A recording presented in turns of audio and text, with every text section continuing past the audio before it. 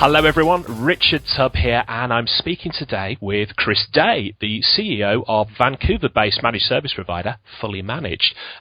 Fully Managed are one of the largest MSPs in Western Canada.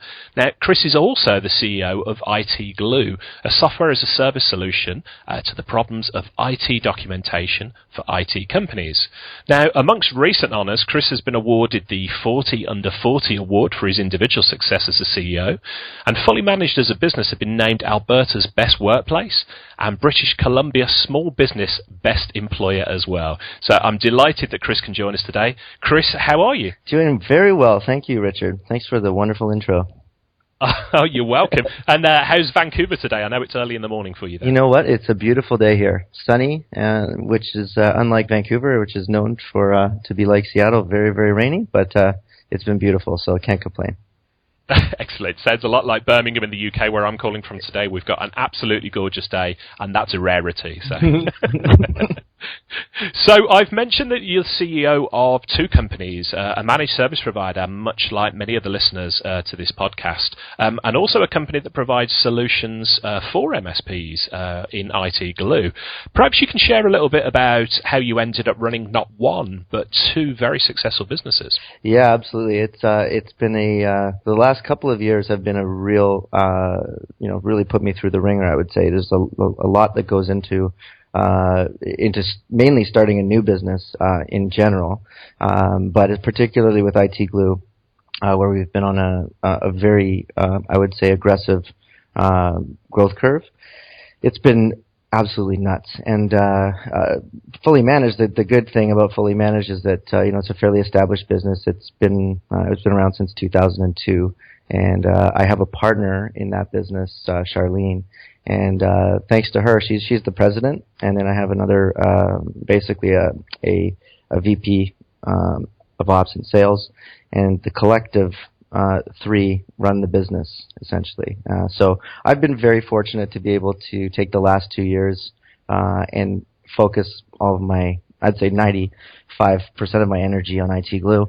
The 5% Fully Managed has been really more on the quarterly strategy meetings and annual strategy planning meetings. So very thankful for that. And IT Glue, so I'm intrigued. I know a little bit of the background of IT Glue, and I understand it was IT Glue came together as a result of peer pressure, for want of a better word. Perhaps you could explain a little bit more about that. It was because probably like yourself, I spent a lot of time in the ConnectWise community back then. Obviously, spending time in both the ConnectWise and Autotest communities now, but. We were in HTG. We were in the service leadership peer groups. I was doing presenting at Microsoft events, and I would through a lot of those initiatives, I would always be sort of talking about documentation, and I would be pulling up screenshots, and I would have the structured information that I would show people, and every time they would say, "What is that? What is that? What is that?" Because it's not SharePoint and it's not Word documents, and it's not a wiki. And so I guess it was honestly just enough people saying to me, you should really sell that software. And this was probably starting 5-6 years ago that people were saying that. Because we developed the story with IT Glue is that my brother and I developed the software initially just as a standalone tool just for Fully Managed, and that we did that probably 9 years ago. And it just evolved, and to the point where we were paying, we almost had a full-time developer just working on features just within Fully Managed on that tool. So eventually, just came to a point, and that was probably about 3 years ago, where I decided, you know what, I'm going to actually start a company, and it was completely separate from Fully Managed, but I spun up a team, found a developer partner, and I guess the rest is history. It took about 2 years to build the app from sort of what I would consider a prototype or a 9-year beta test to the point where it is today, where it's software as a service platform and hundreds of MSPs using it. So crazy. Fantastic story, and I want to talk a little bit more about IT Glue as our conversation goes forward. But I really want to look upon Fully Managed now and your history with that just for a few minutes. Yeah. So you've very publicly shared how you, in your own words here, are. And to quote, driven by the tireless pursuit to inspire, improve, create peace of mind, and build a successful, world-class global brand. I think that's a fantastic sort of tagline there. And that in itself is an inspiring vision. Now, most IT businesses I know of tend to think locally, tend to think to a certain geographical area. They certainly don't think globally for the most part. So, Chris, what drives you to think globally about Fully Managed? Well, about Fully Managed, we always had this vision of 10 million in 10 cities, and that was the idea that and we're nowhere near that vision yet. I'll be honest, but we're around 55 employees today. So, but it was always we always thought that, and partly just with the name, we really believed in the purpose of the company. The creating peace of mind was. I'm sure a lot of companies have gone through this exercise, the whole Simon Sinek, understanding your why. Why are you in business? Not what do you do? That was a big, profound thing for us in Fully Managed, and understanding that we wanted to create an emotion through our service, not just be a service provider that we're fast and we give you a good strategy. It was like, what do people feel when they engage with our brand, and then not thinking so small as single city. We were able to get to take that to the next step and have a second city, and then we've added a third city in the last 18 months as well. So I think we're executing on that vision slowly. I don't know that Fully Managed is going to be global.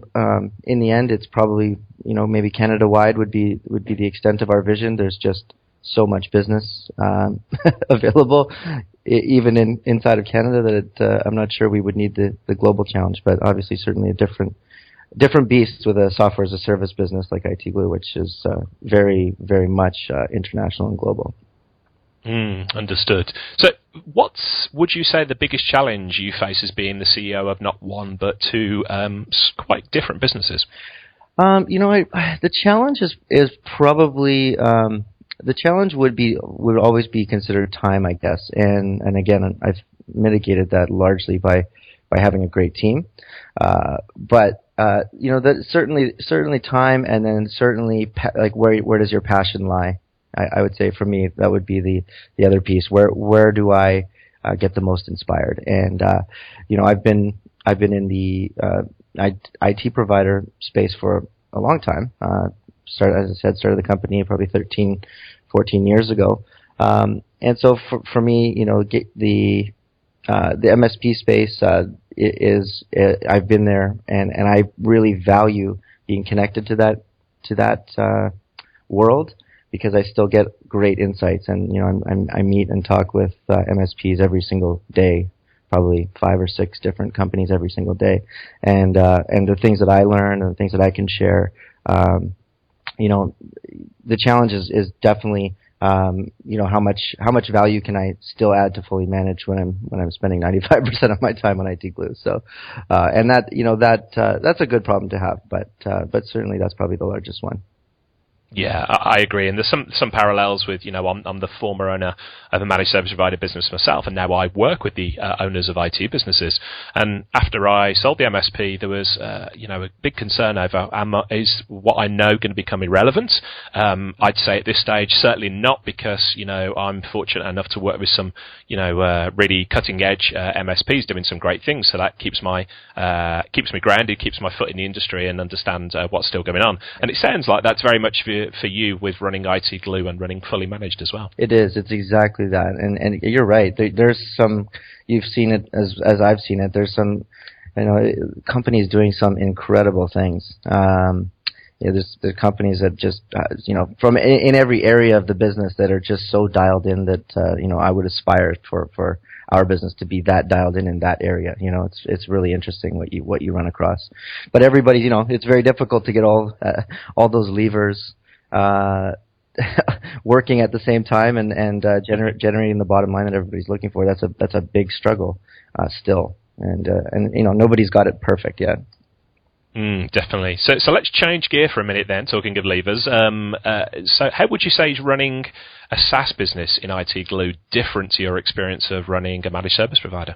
That's a great question. And I would say that there's a number of things that are different. The thing that's very similar, which I love about running a SaaS business, is that I'm connected with still the CEOs, the executives, the owners of these businesses, like I was with Fully Managed. So selling to that same level, which we did, and generally the same size of companies, which is very interesting, right? Most, I would say, the predominant, I'm sure it's 80-90% of MSPs are below 50 employees, which I would say 80 to 90% of the MSP customers that we would sell to are below 50 employees. Not maybe a little bit higher, but very similar anyway in terms of the size of companies that we sell to. What's different, I would say, is certainly the scalability of a SaaS business. The fact that we have days where we've brought on 20, 30 customers in a single day, and try doing that in the MSP world. Oh yeah, definitely not. It's not gonna. It may not fly. I've shuddered a bit just thinking about that, but yeah. Yeah. And then the other thing that's really, really cool, I would say, about the SaaS business is, and some of the MSPs have figured this out too, is really we're selling to a vertical. So very much understand the pain points and the value proposition for an MSP. For the software that we sell for documentation, in the MSP world, our MSP is probably not, given our markets that we're in, we're not in very large markets, and so we don't have that capability of going super vertical. So you're not tailoring your managed services to legal or to accounting or to manufacturing. We actually have to take all three in order to have enough of a market to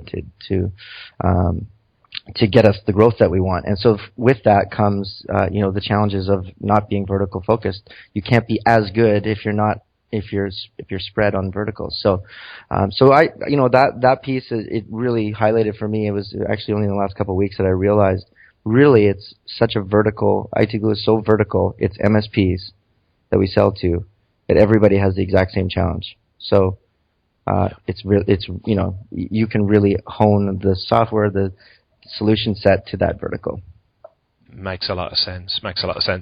So let's talk about IT Glue and let's talk about IT documentation a little bit more. So a while ago, I wrote a book entitled The Top 5 Mistakes MSPs Make That Cost Them Time and Money. And one of those 5 mistakes was lack of documentation. So I'm guessing that's a sentiment you agree with, Chris. So why is IT documentation so important to MSPs? It's actually crazy that it hasn't been, that this industry, this part of the MSP space hasn't been a focus, and really until now. And it sounds like until your book.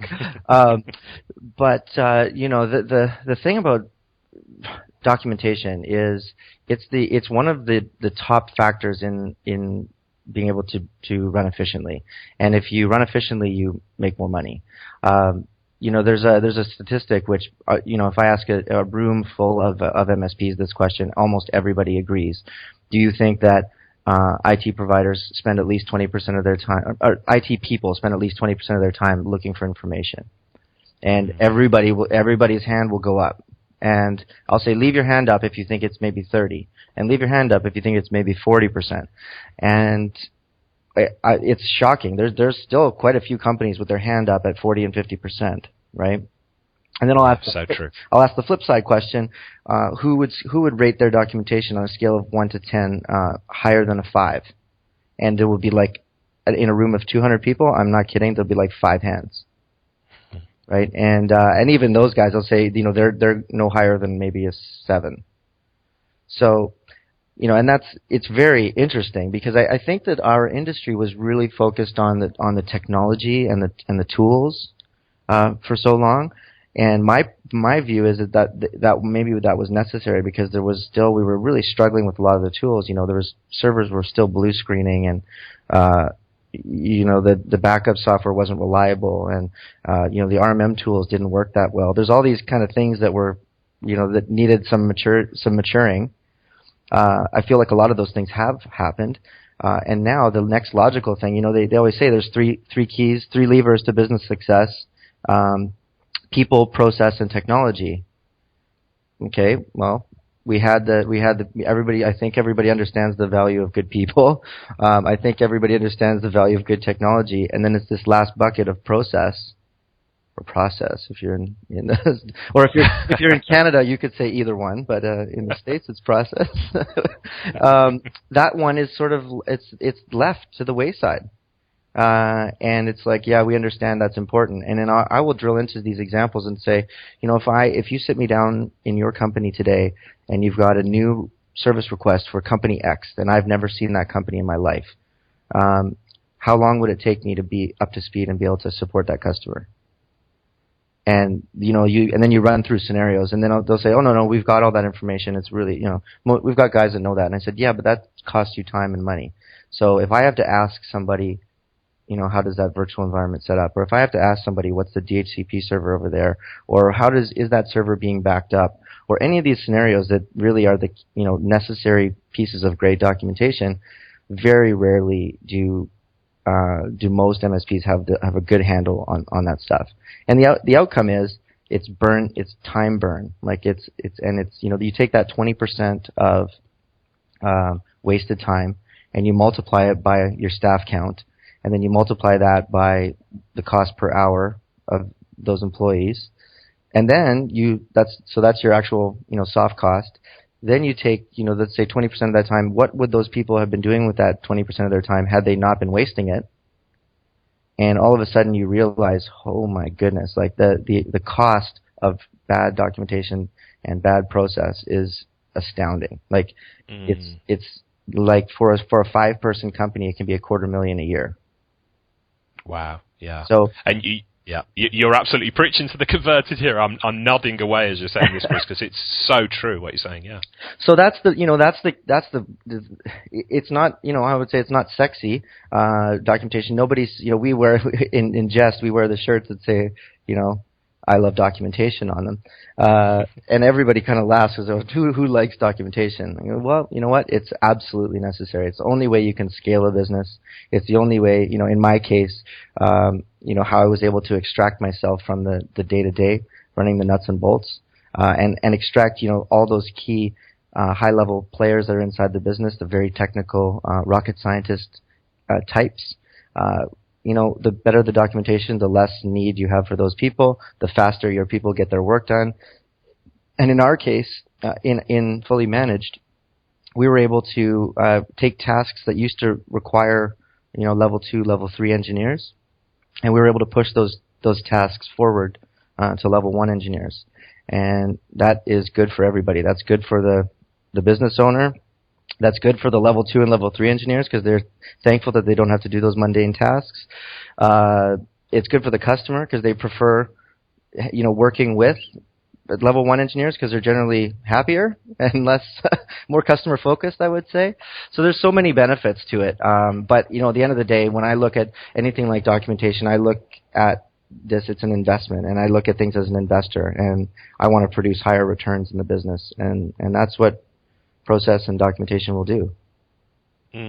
Absolutely makes sense. And I'm sure there's going to be lots of IT business owners who are listening to this podcast who absolutely agree with it as well. But let's keep hold of that theme for a minute.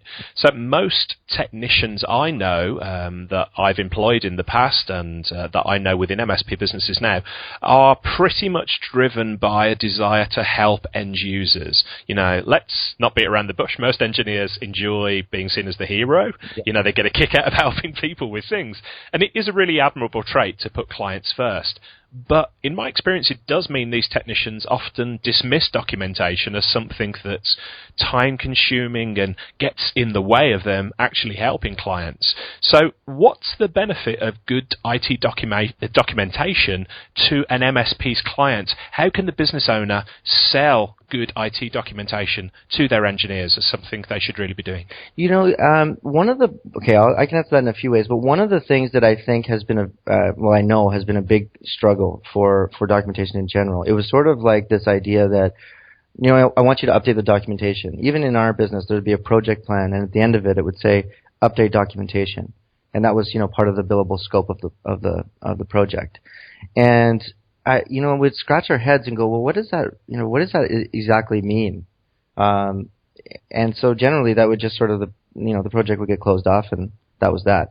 So the problem with the reason that's always been the case, and it's since the dawn of time as in IT provider space, is that I think there is generally a desire to do documentation. I think that if the system doesn't support the ability to very easily and quickly and efficiently maintain and create that documentation, then you're right. It's an obstacle to getting work done. And so the software that or the platform that you're using to track the documentation, it has to be something that you can do in the line of fire that's not going to prevent you from getting the work that you need to get done. So that's the first thing. In terms of selling it to a customer, or selling it, for us in Fully Managed, this is a major part of our sales process. So we show our customers, how transparent we are with the documentation, how detailed we store everything. We've got all of their information on file, from passwords to how the backups are configured to the network to applications. It's all there. And so for the customers, they really get peace of mind from that, because they say, well, this company is not the type of company that's going to hold us hostage for our information. In fact, they've given us a login, and we can look at our documentation at any time.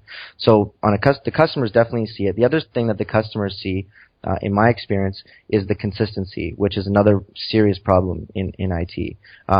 Something like creating a new user account, could have 28 steps, and depending on who gets that service request, it could be something. There could be a significant or at least some variance in the outputs of that request, and that's something that the customers feel. So, and obviously something they don't love it when you miss a step in a new employee hire technical process. So we have found that having very consistent procedural documentation to go with each customer drives a better customer experience. They say, "Wow, it's really cool that Jim or Sally can both do that type of task, and it's very consistently done. Even the email template that we get at the end, it's all the same."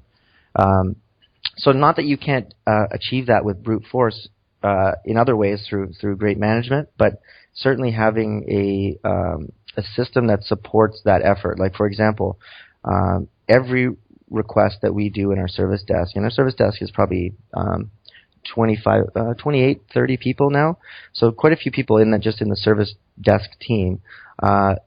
It's disallowed to perform a technical task without following a standard operating procedure, SOP. And those SOPs are linked, and they must be referenced inside of the ticket notes that they do. And that means that if there is not an SOP, then one must be created. And so that starts to drive very consistent service delivery, which even those, to get long-winded answer to your question, but the engineers that maybe not believers, generally, if they truly believe in providing a very consistent experience, we have found that they will create those SOPs, and then they will refer people to those SOPs. And it actually sort of creates that documentation is already there, just follow the procedure, and then I can get back to work. So we found that the main problem, in a nutshell, is that nobody wants to work on a crummy system or go update a SharePoint page or a Word document or some file somewhere, because they don't believe that anybody else is ever going to see it or use it, and so it's kind of a waste of time. Yeah, absolutely. And you've actually, while you were talking about that, and I think it was a great answer, by the way, while you were talking about that, I was just thinking to some MSPs that I speak to, they ask the question, well, what's a good way to get started with IT documentation? So for anybody who is maybe retaining information in their head, or they've got a key employee who knows all about the clients but nobody else does, what advice would you give to them, Chris, on where to get started with IT documentation? Yeah, so there's really two sides to documentation, and I think this is one of the things that, not to toot our own horn, but this is one of the things that we nailed with IT Glue. There is the structured documentation, and this is like the field-driven. What does that server do? What does that device do? What is the DHCP server? What is the backup scheme? Everything is structured. It's drop-down lists. It's tags. It's that kind of stuff. That is, to my mind, 70% of what's very critical. So it's sort of, I can understand a customer's environment at a glance without having to ask anybody anything. That is, from a ROI perspective, in terms of inputting documentation, one of the quickest, fastest, easiest, highest ROI wins, because you're looking at probably an hour to 2 hours on average to produce that documentation for a single customer. So, if you've got 25 customers, then you're looking at 25 to 50 hours to produce that documentation. That's inside of your team.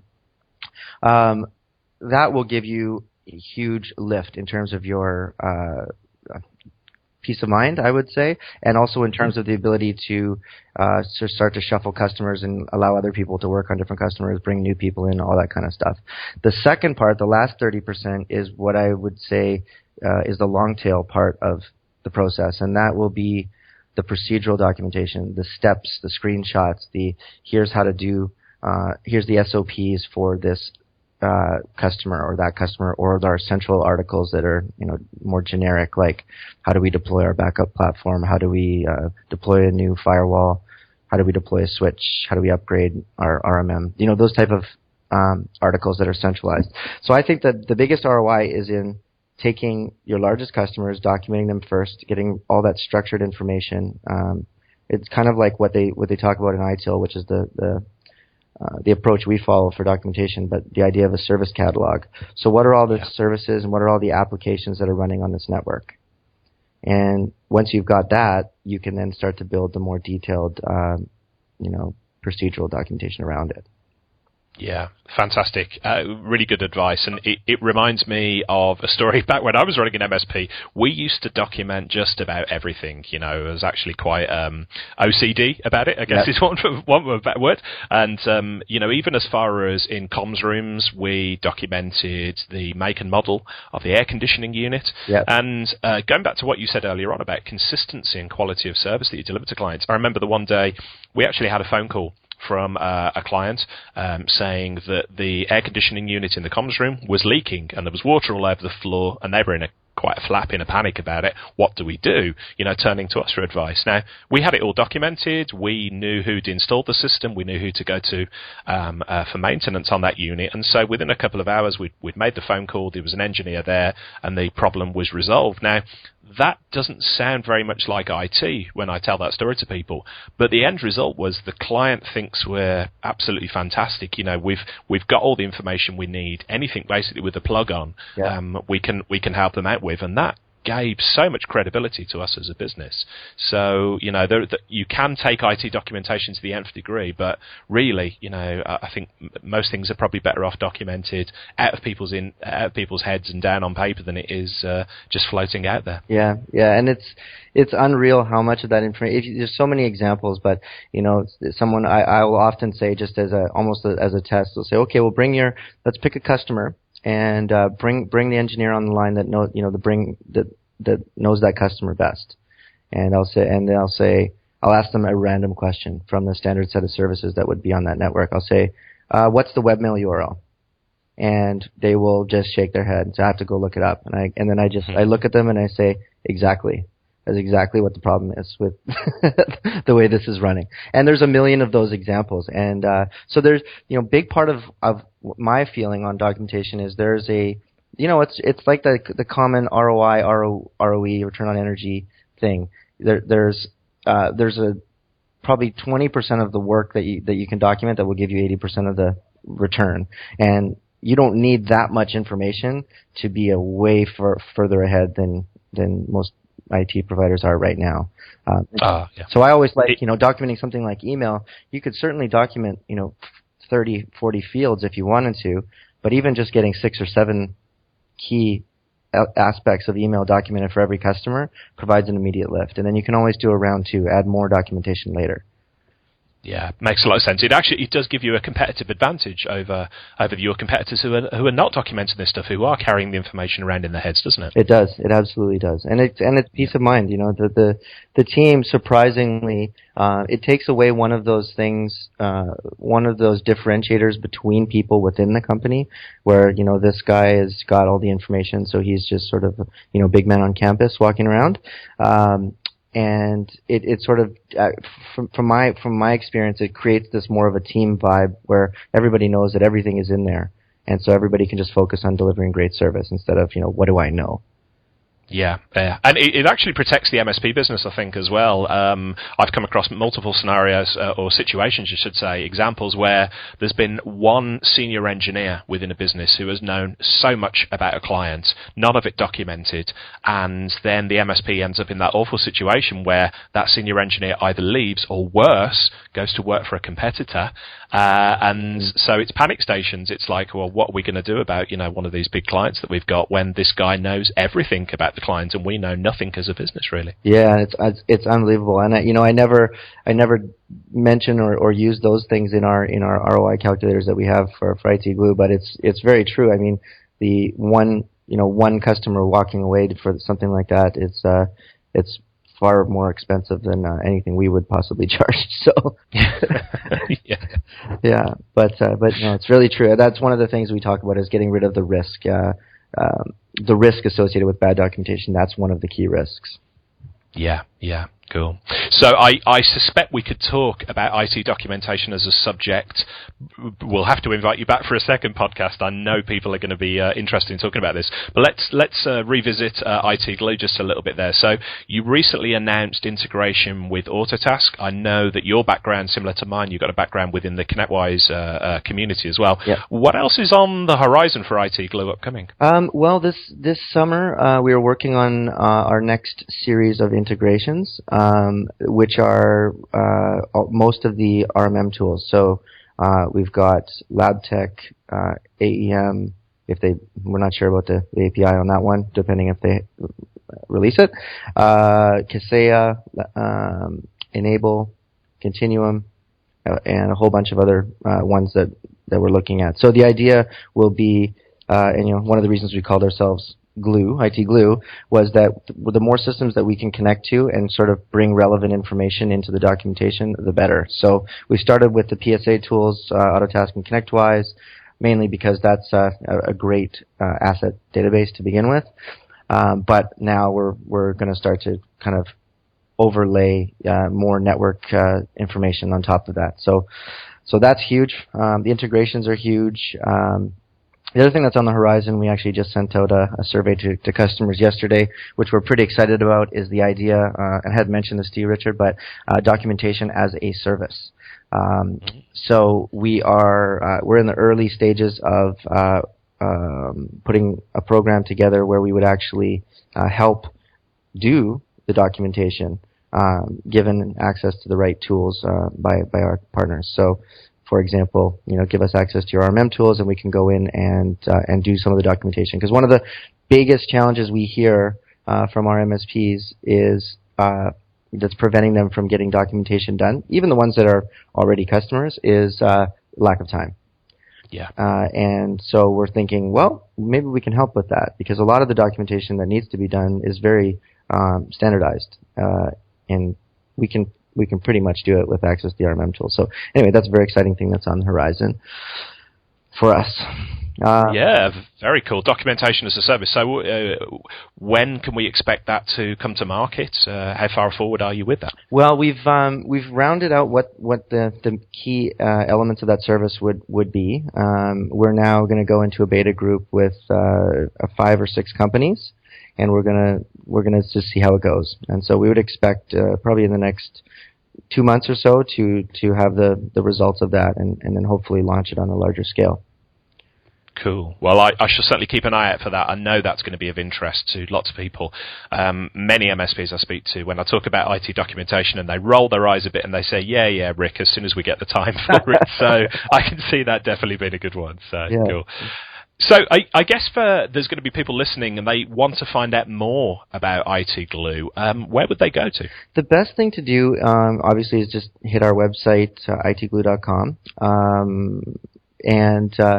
What we generally do is we have a certain, and some people say it's a little regimented, but we like it this way. We have a kind of a regimented sales process, which is there's a 15-minute product overview, which we like to get people to watch in advance of really starting to chat with us, because it covers off most of the key features in a very short time frame. You can get access to that by filling out the request demo form on our website. Once you've watched that, we generally do a live demo then, just to allow more interaction and ask questions and show me how to do this or that. And then from there, we can unleash a 7-day trial, which people can use and sign up at any time. And then from there, once you sign up, we reach out to you. We have an onboarding project manager, and all of our signups include a consulting and setup package, which is basically some consulting from our side to help people get off on the right foot. So, yeah, generally we schedule those 7 to 10 days out from sign up. So. Makes a lot of sense. I think one of the reasons that I perceive you as being so successful is you do a really good job with qualifying and onboarding people. So that's probably no surprise for most SaaS businesses that are successful, do that really, really well. And it sounds like you've got a great process in place for doing that at the moment. Yeah, it seems to. We didn't used to do it at the beginning, and we learned that was just absolutely critical. You get people, and also it's kind of. I always say this too. Don't sign up if you're not ready to commit to doing this in the next quarter, because you've got to understand the value of good documentation. It should be something that jumping at the chance to get this done, because it delivers, it gives you time back. But if you just simply don't have the time to do it, then probably not the right time. Yeah, absolutely. But there are going to be some people who are listening to this and they're going, Chris, shut up and take my money. But I know you're being very generous. You've got a step further than that. So for people listening to the podcast, you've actually got a code, haven't you, that they can receive a discount on the setup fee? I do, yeah. So we have the setup fee is $495 US. We're providing for all of Richard's partners a discount of $50. The code is TUBB15. TUBB15. So if you sign up with that code, you'll get a $50 discount, which we generally don't do. So, hopefully, if anybody is so inclined and wants to sign up, it's very quick ROI. And again, if you're not ready to sign up, just engage with us, and we'll certainly work with you directly on that as well. Fantastic. Well, I'd be remiss if I didn't ask you how people can find you and Fully Managed online as well. So are you present on social media? Yeah, I'm hiding behind the IT Glue Twitter account most now. So that's the one where I have the most fun. But it's IT_Glue. But Fully Managed is Fully Managed. Twitter's the best at this point. And obviously our website, fullymanaged.com. So if you want to, a lot of people have told me this site's been out for six or 7 years, the Fully Managed site, but we got a lot of feedback and quite honestly a lot of plagiarism of our website. So people say it's the idea of putting the customer first. So check it out. Yeah. Yeah, it is a really good website. And what is it? Imitation and flattery, that type of thing. Yeah. So, yeah, absolutely. So, Chris, I'm really, really appreciative of your time today. I think this is going to be valuable for anybody listening. So thanks so much. And I'm sure if you've got the time, listeners would love to get you back for another podcast, perhaps where we could talk about qualifying customers, sales process, and talk some more about IT documentation. But thanks so much for your time, Chris. Really appreciate it. Thank you very much.